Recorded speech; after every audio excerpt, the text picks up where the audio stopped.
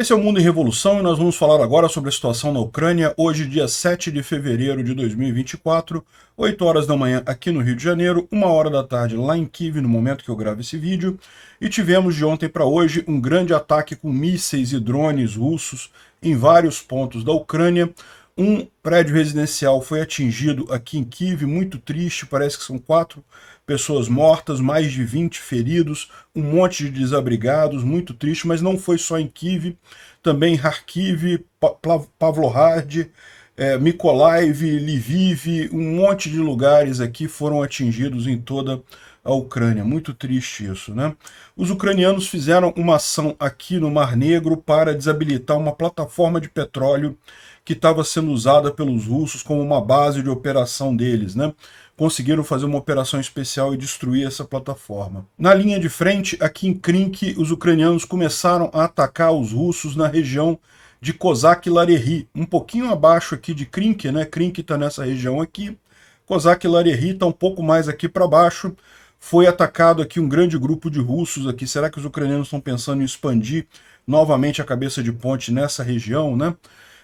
Mas, embora nessa situação, nessa região aqui, a coisa esteja bem, o fato é que em Avdiivka a situação está se tornando crítica, né?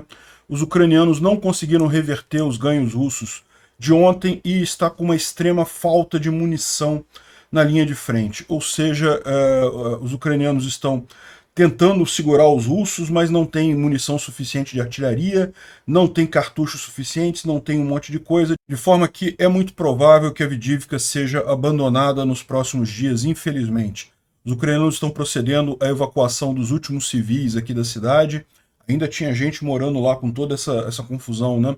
Estão fazendo as evacuações dos civis e os militares que restam aqui também aparentemente já estão se preparando para deixar a cidade. O problema é falta de munição. Eles não têm artilharia de 155 mm suficiente para fazer frente aqui, né? A Europa prometeu uma parcela de ajuda, os Estados Unidos talvez aprove hoje a ajuda à Ucrânia, mas o problema é que isso não vai resolver a situação de Avdiivka. O pessoal precisa desses cartuchos de artilharia para ontem, hoje já não serve mais, né?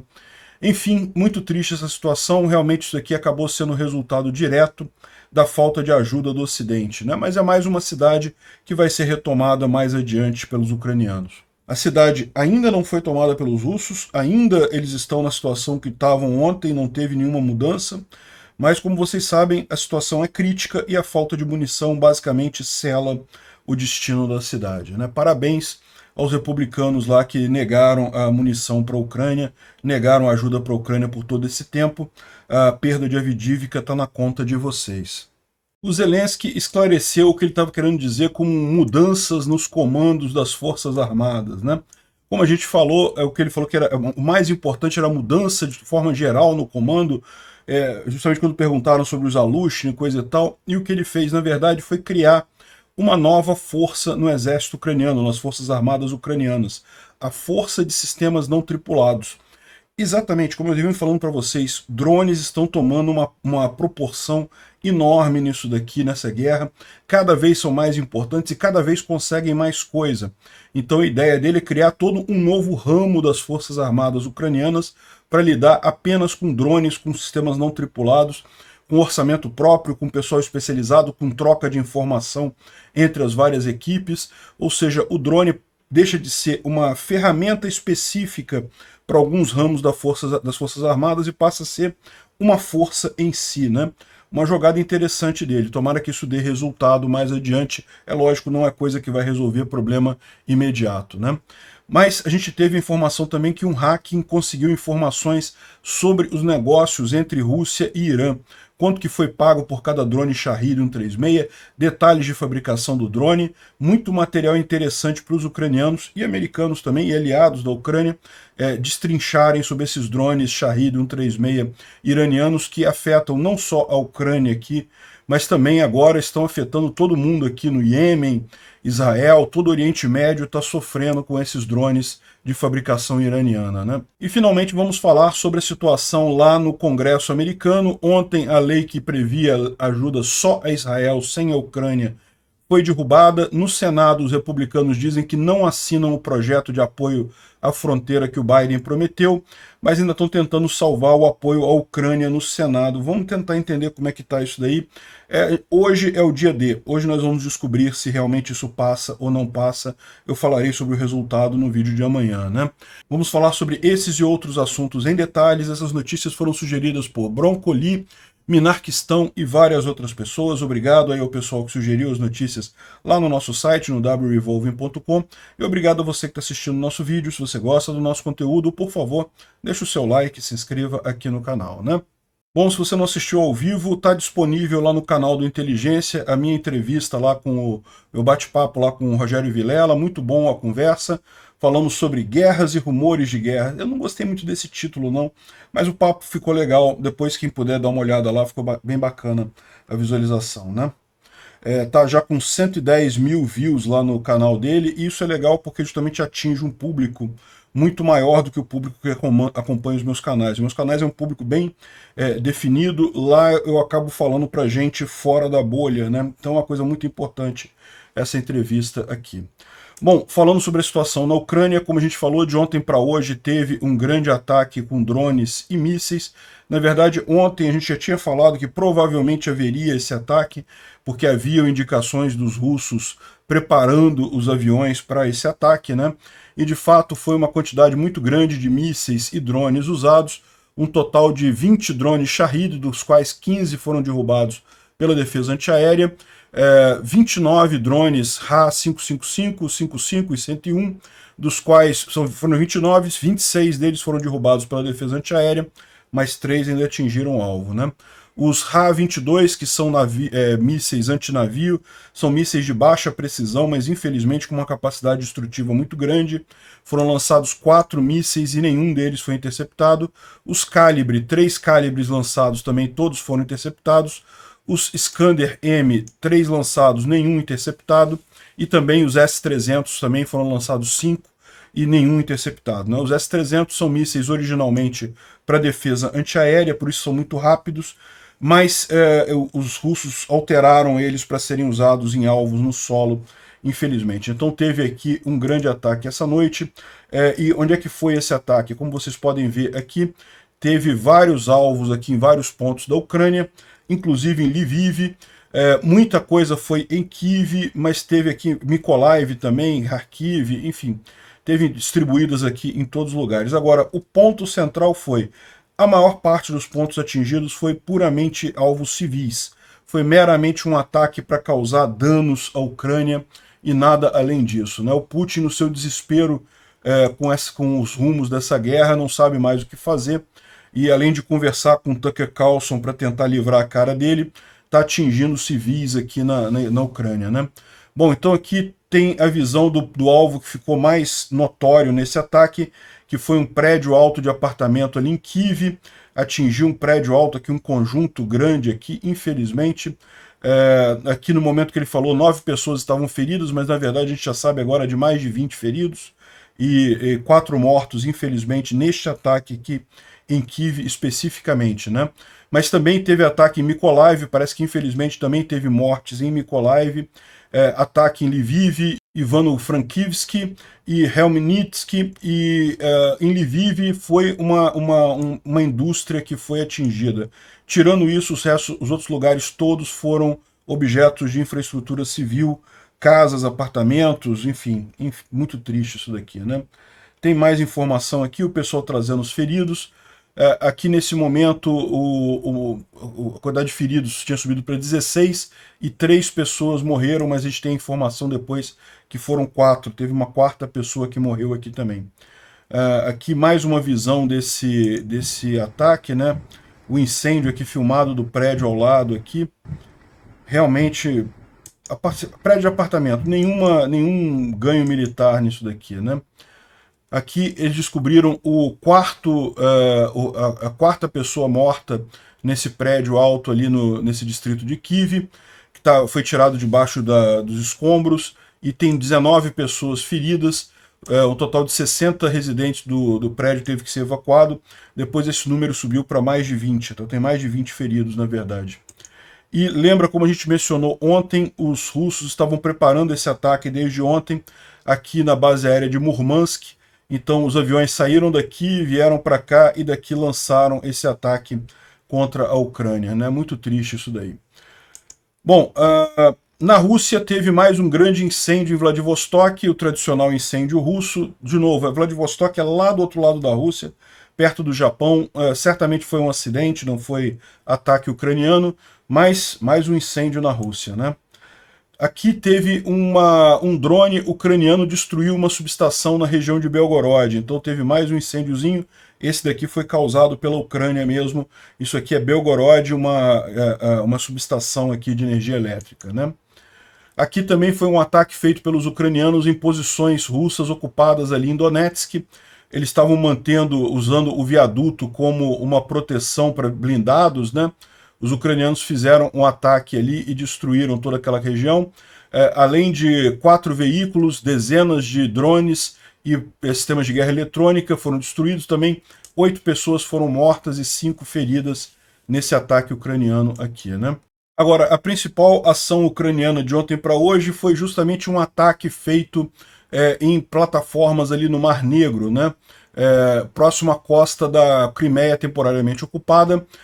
A Operação Citadel conseguiu capturar equipamento importante dos russos, destruir uma antena que eles estavam usando ali e ainda capturar mais equipamentos ali, né? Vou mostrar aqui o vídeo para vocês.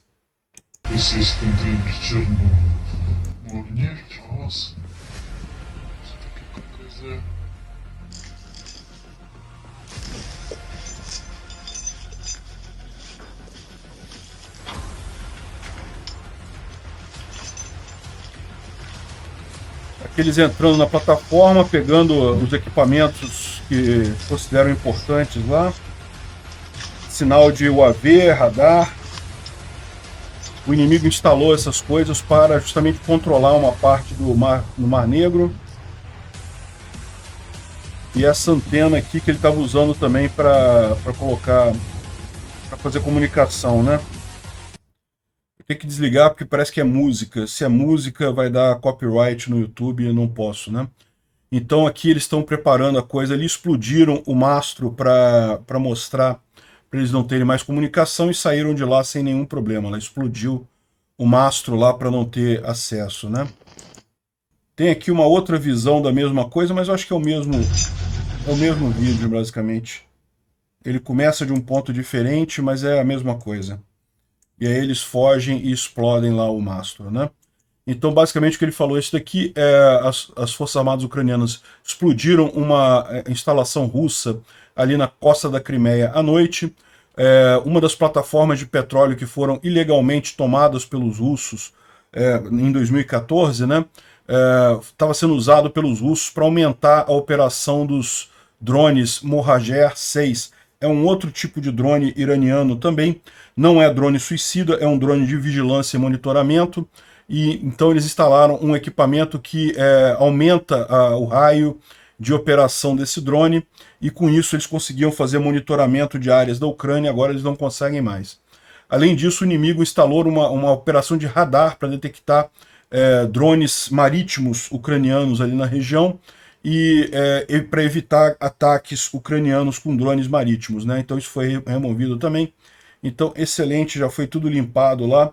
A instalação foram colocadas minas, de forma que se os russos tentarem entrar lá de novo, vão acabar sendo explodidos, né? E por falar em sistemas defensivos russos que não funcionam, isso daqui é um vídeo que saiu ontem, muito interessante, mostra aquele ataque ao campo aéreo de Belbek, que aconteceu no finalzinho de janeiro, no dia 31 de janeiro. Aqui mostra, eu vou tocar para vocês daqui a pouquinho, mostra o Storm Shadow passando em cima de um S-400. Né? O S-400 é a defesa antiaérea russa, teoricamente a melhor defesa antiaérea russa, e deveria justamente derrubar esse tipo de míssil, e eles não conseguem fazer nada. Olha só. Aqui um complexo S-400, tá vendo? Olha lá. Disparou, tá? O complexo disparou o míssil em direção ao Storm Shadow. Aqui, ó. O Storm Shadow passando aqui, ó. ou seja, não conseguiram derrubar o Storm Shadow, e foi esse Storm Shadow que mais adiante atingiu lá o campo de Belbek e causou destruição de aeronaves, morte de um monte de gente, né? Foi aquela operação do dia 31 de janeiro que aconteceu lá na região, né? Bom, falando sobre a linha de frente, aqui em Krink, os ucranianos plantaram uma bandeira. Aqui nessa região está a bandeira ucraniana aqui, né? Mostrando ali a bandeira colocada lá na região pelos ucranianos, mostrando o domínio naquela área ali, né? Ou seja, a gente tem aqui essa informação dos ucranianos dominando aquela área ali de Krink. Continuam os russos tentando tirar os ucranianos daqui. Vocês podem reparar que a cidade praticamente não existe mais, né? Foi totalmente devastada pela briga nessa região, mas é isso daí, os ucranianos continuam ali, né? E também, dessa vez, os ucranianos atingiram uma grande posição russa que estava entrincheirada ali a oeste de Kozak-Larehi, né? Krink está aqui, ó. Deixa eu aumentar isso aqui. Krink fica essa região aqui. Kozak-Larehi é essa outra cidade aqui. Essa cidade já esteve controlada pelos ucranianos. Eles já chegaram a fazer uma cabeça de ponte aqui, na verdade, nessa região oeste mesmo de Kozak-Larehi, e tomaram parte da cidade, mas depois abandonaram essa posição aqui. Agora, aparentemente, estão fazendo ações aqui. Bom, pode ter sido só para destruir as forças russas, sem intenção de tomar, né? Mas é também possível que os ucranianos estejam se preparando para tomar novamente essa região aqui de Kozak-Larehi. Já fizeram uma vez, fazem de novo. Aqui, uma amostra da importância dos drones, né? O pessoal tomando uma trincheira exclusivamente com drones FPV, ou seja, sem arriscar a vida de soldados, sem usar munição, sem usar nada, só com drones FPV, eles estão liquidando todos os soldados russos aqui nessa trincheira. Deixa eu mostrar para vocês aqui. O primeiro drone vai ali e atinge o lugar mais abrigado da trincheira, né?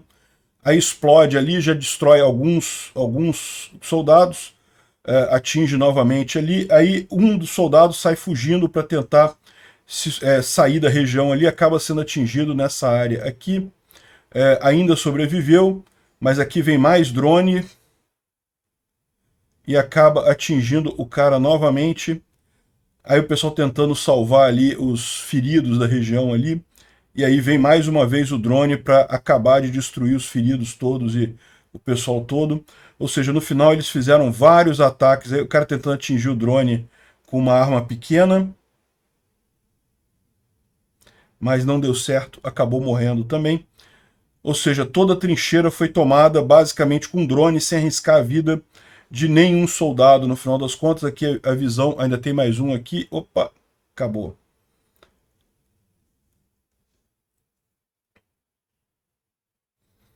Explodiu todos os esconderijos que o pessoal tinha, os soldados que estavam ali tentando se esconder em algumas curvas da trincheira, todos eles destruídos e pronto. Agora, até aqui são coisas boas, mas agora começam as notícias ruins, né? Aqui em Bilororivka, vocês lembram, a gente mencionou essa região aqui, aqui, Bilororivka ainda está na mão dos ucranianos, mas os russos conseguiram avançar alguma coisa aqui há alguns dias, e agora a gente tem um relato dessa briga que aconteceu há alguns dias. Olha só, na primeira metade do dia, não está muito claro de onde, mas uma unidade do inimigo, seja um destacamento ou uma unidade de retirada de minas, entrou em uma das nossas posições na área industrial de Bilororivka. O contato com o inimigo ocorreu a uma distância de 5 a 10 metros, ou seja, os ucranianos que estavam ali foram surpreendidos com os russos. Isso aqui é um ucraniano falando, tá? Os ucranianos que estavam ali foram surpreendidos com o russo chegando ali bem perto deles, né? E tudo aconteceu perto dos destroços, então o drone não poderia imediatamente capturar toda a imagem de lá. Como resultado da batalha, apenas um dos nossos soldados continuou vivo e com lágrimas nos olhos, ele, depois da morte dos camaradas, ele pediu por artilharia na posição dele. Ou seja, ele iria morrer, mas matariam também os russos que estavam avançando ali, né? Ele pediu para a artilharia lançar munição naquele ponto ali, destruir aquele ponto onde ele estava, ou seja, ia dar adeus à vida e coisa e tal, só que não aconteceu porque não tinha cartucho de artilharia, então os russos conseguiram tomar essa posição, foi o avanço que eles tiveram alguns dias. O rapaz, a gente não sabe se ele sobreviveu ou se foi capturado pelos russos. ou seja, no final das contas não teve nada por falta de munição. Realmente muito triste isso daqui. E é o mesmo panorama que a gente está vendo lá em Avdivka, né? A situação em Avdivka e em outros lugares está extremamente preocupante. Qualquer país europeu que tiver qualquer cápsula de 155mm que puder mandar ela agora, a gente precisa disso para ontem, se não um mês atrás, né? Qualquer tamanho, 105, 122, 152, 120, as perdas russas de equipamento não são sustentáveis, mas isso não resolve no curto prazo. No curto prazo, eles estão tomando a Avdivka e outras direções ali também, porque os ucranianos estão com falta de munição, né? Aqui, os ucranianos sendo civis, né, sendo extraídos lá de Avdivka, ainda tinha gente morando em Avdivka, olha só a situação da cidade. Os ucranianos começaram a evacuar esses últimos civis aí, porque provavelmente a situação não vai se resolver para melhor em Avdivka, né? Vamos ouvir aqui.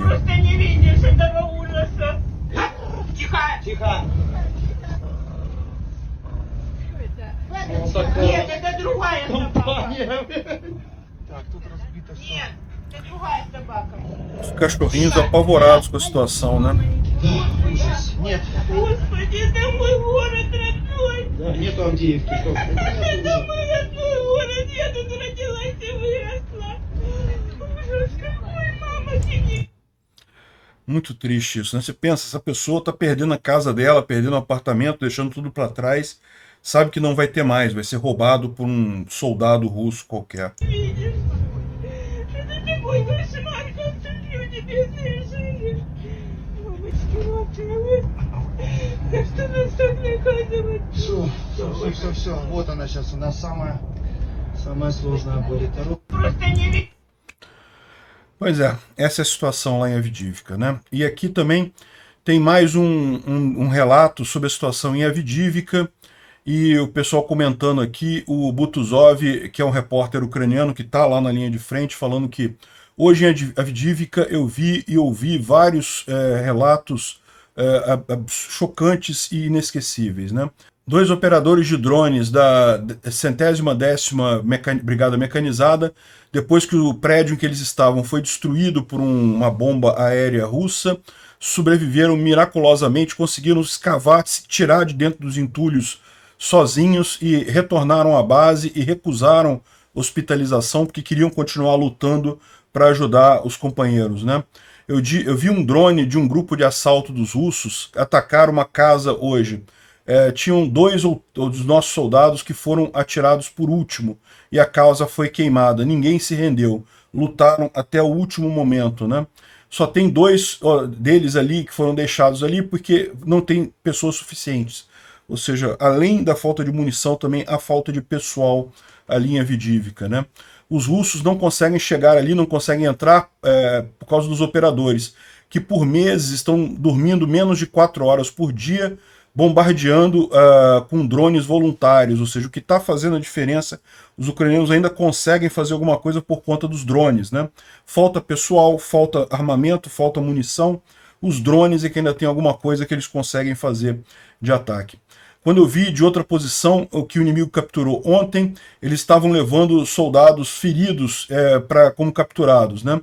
Provavelmente um dos homens que fazia reparo. Ontem, o inimigo interrogou o nosso soldado da companhia de reparo, e foi dito para eles que todo mundo que consegue segurar uma metralhadora para proteger a Avdivka está fazendo isso. Ou seja, o pessoal de retaguarda, mecânicos, pessoal de artilharia, todo mundo está pegando uma arma e tentando defender a Avdivka, porque no final das contas, né, não tem artilharia, vai fazer o quê, né? Enfim, todo dia nós vimos nossas pessoas desesperadamente lutando por Avdivka, em condições que literalmente falta tudo, e eles pedem a voluntários para comprar armas e suprimentos que o Estado não provê, porque o Estado não tem dinheiro suficiente preparado para reforços para a proteção de Avdivka, né? E não tem esse dinheiro porque o Estado ucraniano confiou nos aliados, confiou nos Estados Unidos, no acordo assinado em 1994, e agora os Estados Unidos estão lá numa briga política da facção A com a facção B lá, que não sei o que lá, qual o problema desse pessoal, que não consegue assinar uma coisa de ajuda para a Ucrânia. Um absurdo completo isso, né? E veja, agora, mesmo que assine hoje, isso não vai resolver o problema, né? Isso tinha que ter sido assinado ano passado. Havia excelentes oportunidades para assinar isso ano passado, mas o pessoal preferiu ficar fazendo biquinho e fingindo que está lutando por uma coisa importante, coisa e tal, enquanto tem gente morrendo pela liberdade do mundo, né? Enfim, o prospecto de Avdiivka não é bom e a culpa disso é dos republicanos, é do Trump, é da turminha do Tucker Carlson, é da turminha do Mike Johnson, esse pessoal todo que são os responsáveis por isso, tá? Aqui também mais uma mensagem de um soldado ucraniano falando justamente, pedindo ao Mike Johnson, olha, se você não vai lutar, pelo menos nos ajude, né? Porque está tendo muito bombardeio de bombas FAB e CAB, aquelas bombas aéreas planadoras dos russos, lá em Avdiivka o tempo todo, e o pessoal está desesperado ali. As perspectivas em Avdiivka não são boas, né? É lógico, a gente sempre tem a esperança de que os ucranianos vão conseguir reverter isso, vão conseguir expulsar os russos, mas a situação está ficando cada vez mais complicada agora devido à falta de munição, né? Vendo aqui sobre as cartas do Polevolan, aqui em Kriminá não teve nenhuma mudança por aqui. Tem aqui um pequeno avanço ucraniano nessa região aqui de Bielorrivka, né? Aqui em Bielorrivka os russos avançaram nessa região aqui. Aqui os ucranianos conseguiram avançar nesse trechozinho pequeno aqui, mas um avanço pequeno, né? E teve mais um pequeno avanço russo aqui na região de Avdiivka. Isso daqui é em Pervomaisk, é essa região aqui, ó. Essa região aqui de Pervomaisk, que foi uma área que os ucranianos tinham retomado dos russos há um tempo atrás, e agora os russos estão novamente atacando essa posição ucraniana aqui, né? Não é uma posição mais crítica, porque na verdade ela não afeta muito a situação aqui em Avdiivka, onde é o ponto mais crítico, mas ainda assim é problemático, porque certamente os russos não vão parar em Avdiivka, vão querer tomar outras cidades para cá depois de Avdiivka, né? Aqui mais uma visão, aqui próximo de Vuhledar, os russos conseguiram expulsar os ucranianos de uma região aqui, né, próximo a Mikilsk. Vuhledar está aqui, os russos já tentaram tomar Vuhledar inúmeras vezes, nunca conseguiram, estão tentando avançar por aqui, expulsaram os ucranianos daqui. Não conseguiram ainda tomar essa região, mas conseguiram expulsar, o que é preocupante aqui também, né? Mykolaiv, Novo Mihailivka, fica logo aqui em cima nesse mapa, né? Ou seja, qualquer situação que a gente tem, não teve muitas mudanças de ontem para hoje, mas a situação geral é bastante crítica com a questão da falta de munição na linha de frente, né? O Instituto para o Estudo da Guerra fala sobre o aumento do apoio dos europeus e asiáticos para apoiar a Ucrânia, né? Justamente uma vez que os americanos estão nessa masturbação de mosquito lá no congresso deles. Os europeus e asiáticos estão aumentando os esforços para ajudar a Ucrânia, só que infelizmente, aparentemente, está vindo tarde demais, né? Mesmo o pacote de 50 bilhões da Europa foi aprovado agora, o dinheiro deve chegar já em março, mas até lá, do jeito que a situação está em Avdiivka, até março já não adianta muita coisa, né? Bom, enfim, tem uma coisa interessante que ele fala aqui, justamente sobre os documentos que foram obtidos com o hacking do Irã, em que os russos pagaram aproximadamente 4,5 bilhões de dólares por ano para importar os drones Shahid que são usados na Ucrânia, né? Então tá aqui, teve um monte de informação sobre isso daí, e também está falando que a Rússia está ajudando ativos, está descongelando ativos norte-coreanos e ajudando a Coreia do Norte a evitar sanções internacionais na troca pelos mísseis que também está recebendo da Coreia do Norte, né? Ou seja, é o eixo do mal que está aqui, Irã, Rússia e Coreia do Norte por enquanto, mas se deixar o Lula entra nesse meio aqui rapidinho, impressionante como gosta disso, né? Bom, isso daqui é um dos poucos pontos positivos que eu falei lá de Avdiivka, a questão dos drones. Então, o que ainda, a Avdiivka não caiu ainda, porque os drones têm feito um trabalho enorme, e aqui mostra justamente um drone ucraniano atingindo um russo ali na região. e o russo é despedaçado, atinge a sacola dele, que devia estar levando munição, alguma coisa, que explode ali, e tem vários outros eventos desses aqui, aqui ó, atingindo pessoas que estavam escondidas aqui no destroço, destruindo aqui um blindado de transporte. Parece que está acelerado esse vídeo. Olha lá, explodiu o carro de transporte e acabou de liberar ele aqui. Isso aqui é um tanque, talvez, ou um veículo de apoio à infantaria. Enfim, os drones é que estão ainda segurando alguma coisa lá em Avdiivka, apesar da situação terrível, né? E justamente nesse sentido, o Zelensky falou ontem à noite, vocês lembram, né? Ele deu uma entrevista à rádio, a um jornal lá na Itália, falando que não vai demitir os Zaluzhn, que vai fazer uma reformulação na liderança do exército ucraniano. E agora ele esclareceu o que é essa reformulação. De fato, não é substituir os Zaluzhn, justamente ele criou a força de sistemas não tripulados, ou seja, ele está criando todo um novo ramo das Forças Armadas. Aqui no Brasil, por exemplo, a gente tem Exército, Marinha e Aeronáutica. Tem mais alguma no Brasil? Não, acho que são só essas três, né? Exército, Marinha e Aeronáutica. Então ele está criando um outro ramo das Forças Armadas, que é para sistemas não tripulados. Já existem muitos países que têm também um ramo das Forças Armadas para cibersegurança, né? Também é uma coisa que tem suas particularidades próprias. Enfim, ele está dizendo que isso não é uma matéria para o futuro, mas alguma que deve gerar resultados concretos muito próximo, né? Ele espera com isso sistematizar o treinamento das pessoas, garantir troca de informação entre os vários grupos de UAV e de drones, né? A eficácia disso está sendo muito grande e a ideia é investir nisso. Aliás, é o que o próprio Zaluzhn falou também, vocês lembram, né, na entrevista que ele deu à BBC, sobre a questão dos drones. Ou seja, o pessoal está todo mundo achando que o Zelensky ia fazer alguma coisa, tirar o Zaluzhn.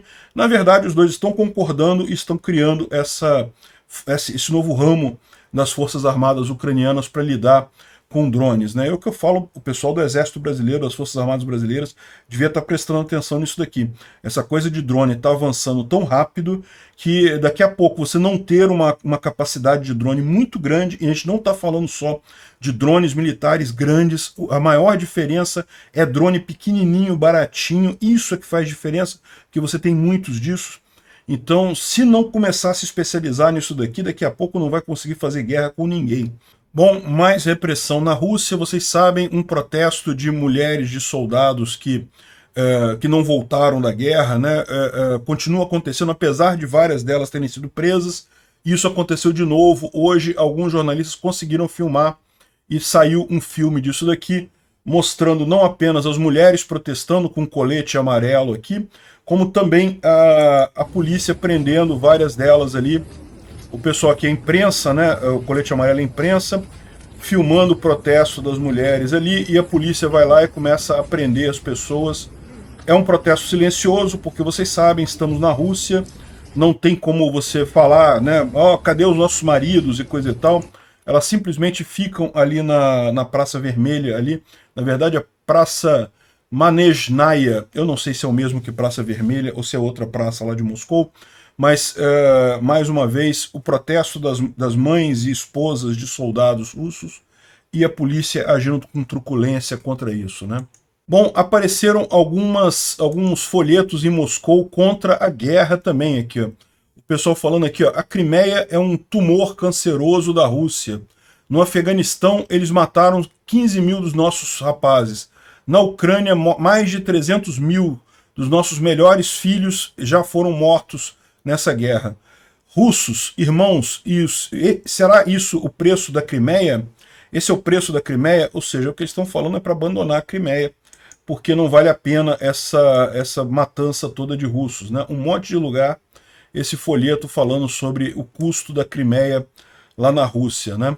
É lógico, só papel não vai mudar nada, mas isso daqui é um indicativo de que tem gente na Rússia preocupada com isso. E não é só o custo em vidas humanas, tá? É o custo também em toda a economia russa, que está regredindo 20 anos por conta dessa guerra. E não só isso, né? As relações internacionais da Rússia. A Rússia vai levar muitas, mas muitas décadas para conseguir recompor a sua imagem no mundo exterior, né? no resto do mundo, por conta dessa idiotice, dessa guerra, que eles não vão conseguir levar nada no final das contas disso, né? A Russia Today, que é um jornal lá da Rússia, está dizendo que a Ucrânia prometeu destruir a maior ponte da Europa esse ano. Está falando da ponte da Crimeia, né? Então isso daí, isso aqui é propaganda russa, tá? É uma forma que eles fazem para instigar o povo russo, tá vendo? Eles vão destruir a ponte da Crimeia, olha só, não sei o que lá. Mas no final das contas é isso daí. O pessoal falou, ó, já foram avisados, já estão sabendo que é isso daí mesmo, né? Bom, como a gente falou, um grupo de hackers conseguiu invadir e-mails, servidores de e-mails de uma companhia iraniana que produz justamente o drone Shahid, e os iranianos pediram aos russos o preço de 1,8 bilhão, ganharam, né, 1,8 bilhão de dólares pelos Shahid 136, né, 193k por Shahid, quando comprando 6 mil unidades, 290k por cada Shahid, quando comprando 2.000 unidades, né? Então saiu essa informação toda aqui, tem os documentos também. Além disso, tem um monte de informação técnica sobre o drone, um monte de coisas aqui. Tá a versão em iraniano e a versão é Farsi, né? É Farsi que se fala no Irã, né? Eu confesso que eu não sei qual é a língua do Irã. Mas enfim, e a tradução em russo aqui dos papéis, também algumas informações técnicas aqui sobre como é que é feito o drone Shahid 136, né? Ou seja, muito interessante. Isso aqui, lógico, é só um exemplo do que foi obtido, né? Mas obtiveram bastante coisa nessa invasão lá dos e-mails dos iranianos, né? Olha que vergonha para o Brasil. Até o Equador está ajudando a Ucrânia, está mandando para eles sistemas de defesa antiaéreo através dos Estados Unidos. Coisa excelente, coisa positiva. O presidente do Equador é de direita, né? Esperava-se que um presidente de direita no Brasil como o Bolsonaro também ajudasse a Ucrânia, né? Só que infelizmente Bolsonaro vacilou nisso daí, ficou do lado errado da história nesse papo aí e ainda continua repetindo o erro de ficar do lado dos russos. Não tem explicação para isso. Ah, mas a Rússia vai ajudar o Brasil a ter bomba atômica. Não vai, meu amigo. A Rússia só vai ajudar o Brasil a ter bomba atômica se for governo de esquerda, porque os russos são favoráveis à esquerda. O Putin gosta de se pagar de conservador e não sei o que lá, mas é o maior globalista do mundo no final das contas. A ajuda do Equador é quase simbólica, são poucos sistemas, mas é importante demonstrar ajuda, né? O Brasil poderia ter feito isso, né? E nada me tira da cabeça que se o do Bolsonaro tivesse feito isso, toda a postura do mundo exterior, né, do Ocidente, com relação ao governo dele no Brasil, teria sido uma outra postura, diferente do que foi. E talvez fosse suficiente isso para ele não perder a eleição em 2022. Né? Mas enfim, o que passou, passou, e aparentemente Bolsonaro não aprendeu nada com o fato. Bom, a Suécia discutiu os últimos termos financeiros para o fornecimento de CV-90, que é um veículo de apoio à infantaria sueco. A Ucrânia vai receber um monte deles agora. Excelente notícia, né? O Josep Borrell, que é o ministro de Relações Exteriores da Comunidade Europeia, esteve em Kiev, né? A gente falou sobre isso ontem, e hoje, inclusive, teve que entrar no bunker por conta do ataque russo, hoje cedo.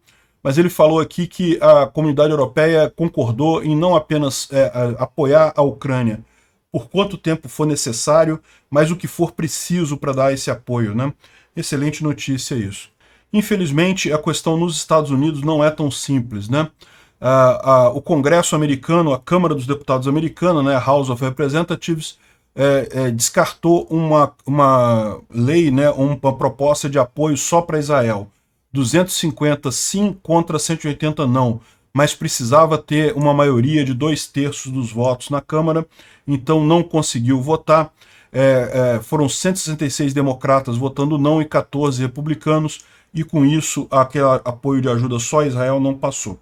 Isso é uma coisa positiva, porque justamente não passou, abre caminho para o apoio que inclui Israel e Ucrânia passar, né? O Trump está fazendo de tudo para enterrar a ajuda dos Estados Unidos à Ucrânia, recusou o pacote de ajuda na fronteira lá do Texas, o que é uma coisa muito curiosa, porque o que os republicanos estão falando é que, não precisa, é coisa urgente, precisamos resolver o negócio da fronteira. Ok, tá aqui um pacote com um monte de dinheiro, com um monte de endurecimento de proposta de entrada do pessoal. Não, isso eu não quero. Não, assim não tá bom, coisa e tal. É lógico que o que eles querem é simplesmente fazer o caso da fronteira lá, é a bandeira política. Eles não querem resolver o problema, né? Mas não é o perfeito, não é o pacote perfeito. É verdade, não é o pacote perfeito, mas é o pacote que dá para melhorar a situação. Pô, se eles realmente estivessem preocupados com a fronteira no Texas, teriam aceito esse pacote. Já melhora alguma coisa, né? Mas eles não querem, eles querem ter a bandeira para as eleições de 2024. Tá ficando claro isso daqui nessa história, né? O pessoal, não, porque ainda permite passar 5 mil por dia até ativar o mecanismo de fechamento. É melhor do que tá hoje? É melhor do que tá hoje. Hoje passa muito mais de 5 mil e não fecha nunca. Pelo menos agora limita em 5 mil e fecha a fronteira. Por que eles não querem aprovar isso? De novo, porque isso aqui é pura briga política, ninguém quer aprovar coisa nenhuma, o pessoal está querendo fazer ponto político nessa história toda aqui apenas, né? Com isso, a lei de fronteira, o pessoal republicano não quer no Senado, torpedearam isso, né? Ia ser ajuda à Ucrânia e a fronteira, não querem a fronteira. Agora eles vão tentar passar simplesmente o apoio de ajuda a Israel, Ucrânia e Taiwan, né? Então, o Mitch McConnell, que é o líder dos republicanos no Senado, disseram que agora a ideia é descartar a parte da fronteira e se voltar para os outros aspectos do pacote, né? E aí vamos ver se os republicanos vão passar esse resto do pacote, porque o fato é que, no final das contas, o que eles estão fazendo aqui parece que é realmente ajudar a Rússia, né? Só isso. Não passando esse pacote de ajuda para a Ucrânia. Se eles não querem a questão da fronteira, bom, paciência, né? Só estão mostrando para os eleitores dele que é uma coisa falsa, essa preocupação deles com a fronteira. Deixa então passar o pacote da Ucrânia, que aí você veja, o Biden não vai ter motivos, né, para reclamar, né? Afinal, a parte do Biden foi atendida. Os republicanos vão continuar podendo reclamar da fronteira até as eleições. Aparentemente é isso que eles querem. Hoje é o dia D dessa aprovação, né? Vamos ver se vai ser aprovado ou não. No vídeo de amanhã eu trago para vocês o resultado. Vamos torcer para ser um resultado positivo. Obrigado por assistir o vídeo até o final. Se gostou do conteúdo, não esqueça de deixar o seu like. Isso ajuda o canal a crescer e a chegar para mais gente. Se não gostou, deixe o dislike e explique nos comentários como podemos melhorar. Comente também sugestões de temas que podemos trazer por aqui. Comentários insultuosos ou defendendo ditaduras e criminosos de guerra serão sumariamente bloqueados. Agradeço a compreensão. Se ainda não é inscrito no canal, considere se inscrever clicando no botão inscrever-se abaixo e marcando a campainha para todos os avisos. Se quiser ajudar o canal, veja no nosso site como você pode fazer isso.